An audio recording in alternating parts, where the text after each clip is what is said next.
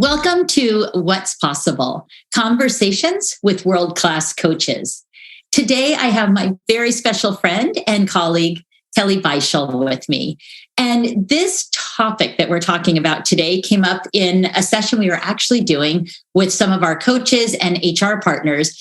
And right then we knew we need to bring it to the What's Possible webinar. So before I introduce the topic, I want to introduce my friend.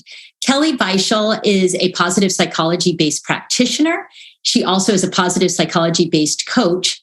Not only that, she's also a PhD in nursing and teaches nurses how to ace their exams, as well as just offer them the support they need in those really, really challenging times while being first responders and in such tough situations. She is a beautiful soul who also with her husband has created these really wonderful rooms in hospitals that are respite replenish rooms for the nursing staff, knowing how hard it is day and day to be in those situations and just needing a place to replenish. And that positive psychology background certainly came in, I'm sure, Kelly, when she thought, wait a minute, we need to have some place that people can go and have a mindful moment. So I am going to introduce this very special human, Kelly Beischel. Welcome.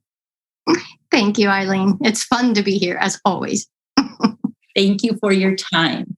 All right, Kelly. So you and I were on a call just 2 days ago, and you said something about taking a turtle step, and kind of the heavens opened up, and I'm like, a turtle step. I love that. We need to talk about what's possible when someone takes a turtle step.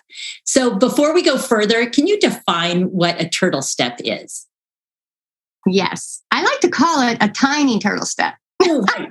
Thank you. I like the alliteration. That is critical. Thank you. A tiny turtle step. Yeah. So a tiny turtle step is and usually it's about what's the next step you could take toward your goal, toward your project, toward whatever you want to accomplish. But break it down so small that, of course, you can get that done. Like it can be a tiny turtle step. An example could be I will open my computer. I will write for 5 minutes, and whatever comes to mind. That's all you need to do. And that builds on itself.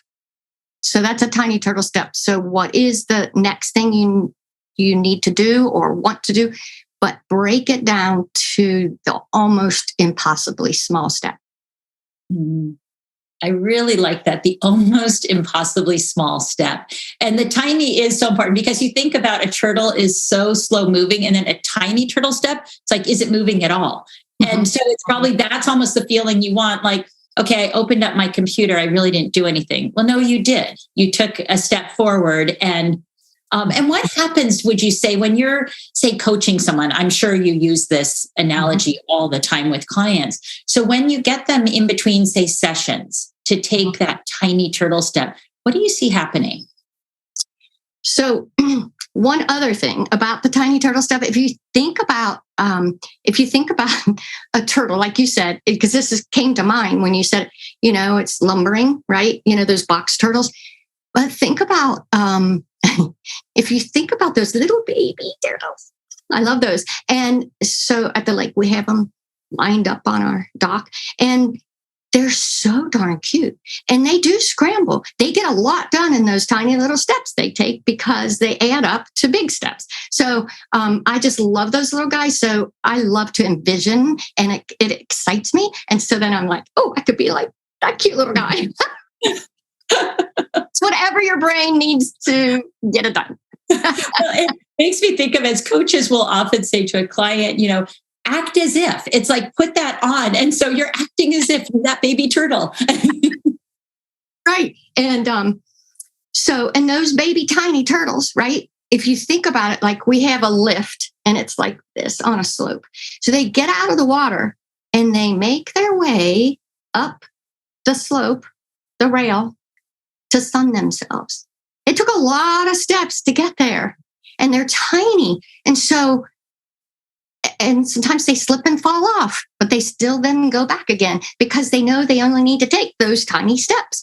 So anyway, I think about those little guys. So what I do with what I do with clients or myself? Well, I was saying, yeah, what do you see happening with a client when you get them? Because I would imagine, and whether it's one of your nursing students who is getting ready to take the exam that determines their future career path after they have failed multiple times, it's after they failed multiple times, or one of your senior leaders, one of your executive coaching clients who is trying to accomplish something that just feels daunting. So people walk into your space in complete overwhelm sometimes, and so I would imagine you use this analogy sometimes to help them. Absolutely. Yeah.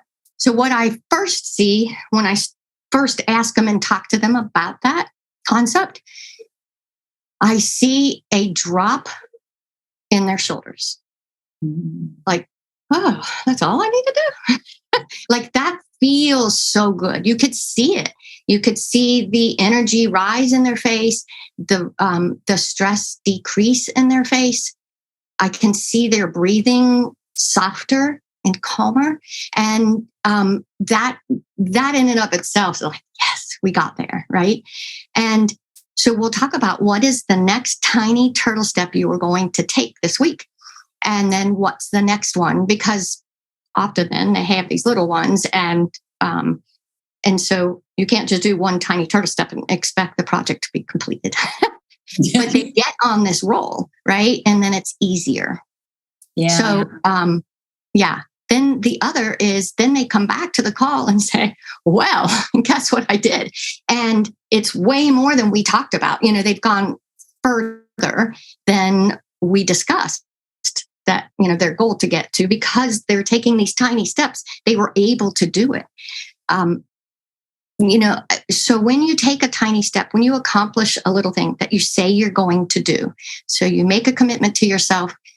Todd Henry calls this, that's his definition of discipline, is following through on a task that you have committed to. And so when they do that, they get, the neuroscientists, they get a hit of dopamine in their brain. And dopamine is a reward. And the dopamine, then the brain goes, so what else could I do? What else you got for me? Because I love this. And so then they do the next tiny step. Okay, I'm in it. I think that's how we get into flow, is because we keep getting those dopamine hits. Now, I don't know that. That's my own theory. But it's just like, then you build momentum, and then you forget that this was an overwhelming task. Yeah, absolutely. That momentum is what I'm thinking about, because it's that first step that makes it so hard. If anyone's gone through, say, physical therapy, I went through it with my shoulder. It's like that first physical therapy appointment after my surgery. I'm like, will I ever be able to move my arm again? And just that I remember, and actually I also broke this elbow, and I remember just the micro move they would measure, and I was holding my breath watching as they'd measure to see what distance I did. And sometimes it was this much, and I was celebrating that much. And then it became this much, to the point where I could work the elbow or the shoulder completely again. And so it's that kind of thing. You're not going to immediately go like this, but if you just do this, it will extend. So I really love that momentum. And when you were talking about the dopamine, it also made me think about just broaden and build theory and the positive emotions, because once we get those positive emotions going, it becomes possible. And we can do more of that versus narrowing and constricting, like, I can't do it. Then you find all the justifications for why you can't do it, versus one tiny step. It's like, ooh, this is possible. I can do that. Yeah. Right. And if this is possible, then the next step is possible. Yeah. And the next step doesn't feel as daunting because you were on that bridge. Yeah. Or, on the slope of the lift. Yeah, exactly.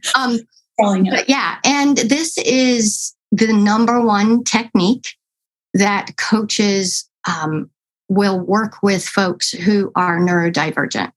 A fancy phrase for people who have ADHD. And breaking things down into tiny turtle steps helps your brain calm down so that it doesn't look like this big, overwhelming task. Then you end up procrastinating on it till it's sometimes too late. And so breaking those down, I have a little Post-it that says, break down into steps to remind myself that, Kelly, you got to break it down. You're not at your tiny step yet. And I know when I procrastinate, when I know I'm not getting the work that I truly want out in the world, I know it's because I didn't break them down. And so I need to put that there to remind myself, yeah, that's key. Oh, Kelly, that's just golden. It is absolutely golden, because I love what you said is when I stop and pause and realize I haven't executed in the way I hope, I didn't make the step small enough. What a great kind of almost a question to ask. Is this the smallest step I can take? And right. If not, what is, so that I do it? Yes. Yeah. One of the things that when we talked about doing this, and I thought about last night, I've got a great example. Share, please. So I learned about this technique. I mean, I don't know, a long time ago, and it's been around, the Kaizen way, one step at a time toward change. I think it's I'm not going to even say where it came from because I'll probably be wrong. Kaizen. And when I was a professor, there's a lot of pressure to receive tenure, to earn tenure. You have to have publications and research and all those things out there, right? And that not including your teaching and your service and all the things. And I thought, I'm going to apply this because I'm going to commit to 10 minutes a day to writing and this article that I want to get out there. Okay, 10 minutes. I can do that. I mean, who doesn't have 10 minutes, right? And so I would fall out of bed and go do those 10 minutes. And I wrote a peer-reviewed in a top-tier journal. I wrote an article in 10 minutes a day. That's how I can tell you that for sure this works. And sure. So when I did the 10 minutes, there were days that I didn't have teaching that day, and it extended into hours because I was in flow, right? So I'm not pretending that I only did it in 10 minutes. But what happens then is that you do that, and then your mind's working on it while you're off doing, the rest of your work for the day. So when you come back to it, then, so I use that with clients, like professors that I coach, and executives that I coach who are trying to write more, so that's for the writing. So we say, I talk about the 10 minutes, and I recently had a client contact me as a professor who said, you will not believe it. One, I got, some of my top scores I've ever received in my teaching because we worked on that. But then also she said, I'm getting an award. I was this is her second year at this new university that she's teaching at. And she said, for being a scholar teacher, and thank you for getting me focused, getting me on that track of just taking a little step today, a little step tomorrow, a little step. And so she's feeling very rich in all of that. And she couldn't believe this was possible. And it is. Oh, Kelly, what a great story. And what I really love is that it's every step is also equated with every choice we're making. We're making a choice to take a tiny step. Mm-hmm. And we wake up and this is where we are. It's a accumulation of our choices and our steps. Mm. Oh, good for you. Yes. Where we are. And when I think about what you said about writing for 10 minutes, and you said, I'm not lying sometimes, or I don't want to fool you. Sometimes that 10 minutes would extend. However, if you just woke up and didn't have that 10-minute plan and you said, I have a full day ahead, that full day would be used for this and this and this and that, and not writing. So it was still that 10-minute commitment that got you in flow, that got you to broaden and build, that got the dopamine rush, it all circled into. Yeah. Yes. It starts with that first little bit. Kelly, I feel like there was another example that you wanted to share. What was that? Yeah. And so some of this is also Fogg's tiny habits, right? I mean, so BJ it's a combination. Yeah. And it's kind of is you know, but I call it a tiny turtle step is because a few years back, this was even pre-pandemic. I tried to do a push-up now, on my knees, the push-up. And I couldn't do it. I'm like, wait a minute, just what happened with my body? How can I not do this? This is embarrassing. And so I thought, okay, I got to do the tiny turtle steps. So I committed to myself 1 push-up a day. And in 3 days, I could do that. And it went to 5. And then each day I would do 5. And then I was able to get up to 50. And so then I do 50 push-ups every day. And I combine it with when I brush my teeth. And that's that tiny hit. So it's the tiny turtle step combined with the tiny habit. So I combine it with brushing my teeth. Now I can't brush my teeth without doing my push-ups. So, and actually I slacked off for a little while and I had to build up again. So continue to do it. But, and now I say I only need to do 5. That's my minimum. And I get the check mark for the day. Again, it's another dopamine hit because I know I committed to something. I had the discipline to do it and I did it. Yeah. What else could I do? And then you see the rewards of having done it. Yes, exactly. Whether it's your peer-reviewed paper or your muscles, whatever it is, that goal does hit something. Absolutely. Yeah, for sure. So I want to zip us back. You said something that I thought was so important. So I'd love us to play in this space for a moment because I know this is another area of expertise of yours. You said when clients come in and you talk about, we're just going to figure out 1 teeny tiny turtle step, you see their shoulders go down. Mm-hmm. They exhale. They're in a relaxed state. Mm-hmm. That mind-body connection and how that connects to the brain and allows the brain to be relaxed, more creative, more intentional, whatever it is. Can you speak a bit about that? Yeah. So I totally buy into your body is your brain and that your body tells your brain to be afraid or to, that this is you're safe or to, joy, right? Because depending on the senses, it senses what's going on in the environment, whether it's safe or not. And so I believe when we're talking about that they feel safer, more in control and capable. And so I just see it go, oh, right? Because there's not a big threat of this overwhelming project that they don't think they can get done or, it's looming, right? And so that is a threat. So the brain sees that as a threat and people go into fight or flight because, and then it becomes procrastination and all these things bundled up and then causes a lot of stress because they aren't thinking of it as a tiny step at a time. Mm-hmm. Yeah, that's great. And that fight or flight, when you're in that piece of your brain or freeze. Mm-hmm. Mm-hmm. Yeah, it is so hard to even think straight, to take any step, move at all. Right.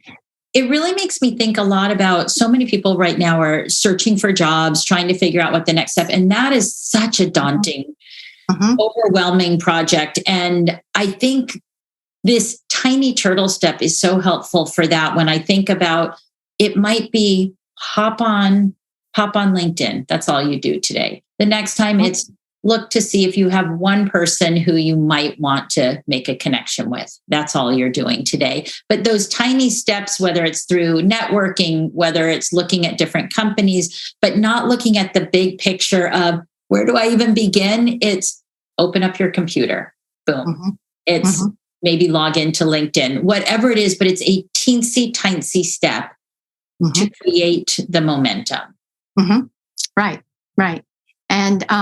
And by no means, let's make this clear. I am not perfect at this. The hardest thing about any work I do is getting my butt in the chair. Yes. One of my coaches calls it BIC, butt in the chair. And so that is the hardest part for me because once I'm there, I can't hardly get out because I get so enthralled with my work. But it's like my brain's telling me, But I was on a walking call today, and I was talking to a friend and a strategist, and we were bringing up some of this kind of thing, actually. And we talked about, priorities and what to do, and then how do we get our energy like excited about getting started for the day. And we were talking about it, and knowing what you had said, making a decision and knowing what you're going to do, like what's the one thing you want to accomplish, knowing what you're going after, knowing, like what it is today that's important for you. And what is my very first step in doing that? And I got to get my butt in the chair or my feet on I have a stand-up desk and I got a toggler board, and open up my computer. Because as soon as I do, I get excited about working. Yeah. And, but that's the first step. That's the first tiny turtle step. But then I could get lost in all the things that pop up, right? So having that, what's the list of little tiny turtle steps, really is helpful. So you don't get squirrely. To that point, to that point, one thing I always recommend for clients, and I do for myself, is creating that list the night before. So I'm not waking up that day trying to figure it out, because it can be very overwhelming on the day of. But when you finish your day, or right before you go to bed, I always love it before you go to bed, if you have a piece of paper by your bed, to just write those things, because otherwise we've got it taking up so much real estate swirling in our brain as we're trying to fall asleep. So putting those turtle steps right by your bed, and you wake up in the morning and you're ready to go. Yes, exactly. I can probably look at my calendar and tell you which days I was prepared with what I was going to do. What's the first step I was going to do the next day, and which days I didn't plan that and therefore lost. Oh, what a good reflection. Good for all of us to remember. Take a peek and see, where was I successful and what did I do to create that success on that day? Yeah. Yeah. So, and it doesn't need, and like you said, it doesn't need to be, just at the end of the day, what are the things I want to do first thing tomorrow? What are my next and just have those written, and you will feel that drop of your shoulders and accomplished. And the next morning, you don't have to get into the decision swirl. You already know it. Yeah.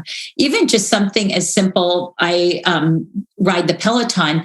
I will get up and I know I'm going to do a ride, and I'll stare at the screen and I'm trying to figure out how many minutes do I want, what instructor, what music am I, and if the night before I just said, I'm going to take this instructor for this much time, then I get up and do it. And I've now, regained half an hour of my day because I didn't sit there contemplating all those details. I've done the same thing and run out of time because I spend all the time finding it. And then I have to get to Exactly. Right. And I lay out my clothes, my jewelry, everything I need for the next day. I lay it out so I'm not having to think about that. And again, I learned that from my neurodivergent coach, that and it's done wonders for me. I come to my office energized because I haven't sucked out all that energy trying to decide, what should I wear? What should I put on? Because I'd come here and exhausted because I had to make all those decisions. Yeah, well, you look at, Barry Schwartz's work on his book, Paradox of Choice. Yes. Choice just completely can sap all the energy out of us. So if you do it before, then you're rejuvenated. All right. Are you ready to play 1, 2, 3 with me? I would love to. I know we kind of went this way, but I hope it was very helpful. You know what? That's what's fun about these conversations. I love weaving all around so that our listeners can pick up what they need and they can run with their tiny turtle step after that. So what is one mindset shift that you hope our listeners or viewers take away? So one mindset shift is your project can be broken down into tiny turtle steps. And you can still complete it. Because people scoff at the fact that, well, that's not enough because I got to do all of these, you can do a lot of tiny turtle steps, right? I mean, it's not just one, right? But that's the momentum. But yeah, I think that's a mindset shift that it can happen, and it does happen. Yes. Excellent. All right. 2 ideas or facts that you would like to leave our listeners with about the tiny turtle steps. That it will decrease. It decreases your overwhelm for sure. Having those tiny turtle steps, and I'm trying to think of another one. Maybe the flip side, it increases. Right. So it increases really your motivation because, because you're excited that you're getting it done, that you accomplished that. Yeah. I love that. The increasing motivation, I think we sometimes forget that. So, and motivation's key to us moving forward. So, right. And we all need it. Everyone does. Everyone does. Yeah. Right. So I always like these to be actionable. As coaches, we want to make sure that, our clients leave with things that they feel connected to act upon. And so I like to do the same on these. What would you say are 3 plug and play actions that are tiny turtle steps that our listeners can take away today? So, action steps. So take a moment. I always start with some breaths, and then take a moment to consider what's on your plate, especially those things that have been on Monday, and then you flipped it to Tuesday, and then Wednesday, and then Thursday, right? Those are the ones that you're procrastinating. Yikes. Get them off your list, delegate it, or, right? So delete it, delegate it, or make it doable. And doable then is the tiny turtle steps. So look at it and what is the first tiniest thing you can do to check mark? And then what's the next one? And what's the next one? Yeah. And you may not know all of the steps till you start doing them, and that's okay. But keep adding to them. But it's just the next one. So really, it's getting a project that you've been procrastinating on, and really look at that and see if you've broken it down. And then, or what's a fun one that maybe you've let go of, or that, running errands is one of my, I procrastinate the most. And so take those and okay, so what could I do with those? What's a tiny step I could do? What's a tiny turtle step I could do to getting those done? And, so it can be a project for work. It could be a meeting coming up, a presentation you're going to give. What is those? And then in personal, maybe you want to connect with more people. So what's a tiny turtle step you can take toward that? And then do that without a lot of hesitation. I really love the delegate, delete, or make it doable. Those are so good. Those D's, those are great. Yeah. And then when you said running errands, I thought just if you think about just the word running errands, it creates your running.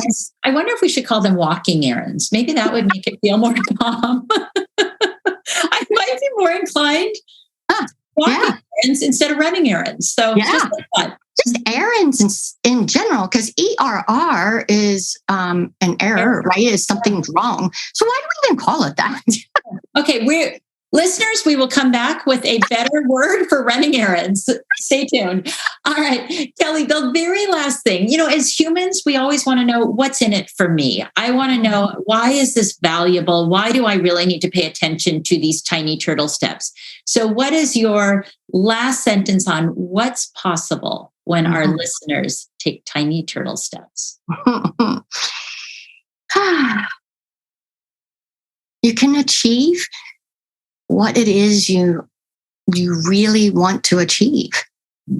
That has been pushed to the back burner because it seems too large. Because our dreams are big. And then we push them in the back because we don't think they're accomplishable, that they're possible. So bring that, dust it off, bring it back out there on the front burners, and take a tiny turtle step toward it. I love that. And when you say that, our dreams are big, but the steps to get there don't need to be big. No. Tiny. Right. Yeah. Right. Tiny steps lead to big goals. Mm-hmm. Mm-hmm. One that's I'm going to actually stop right there because that was perfection. Thank you, Kelly Beischel, so much for joining us today. It's been a pleasure.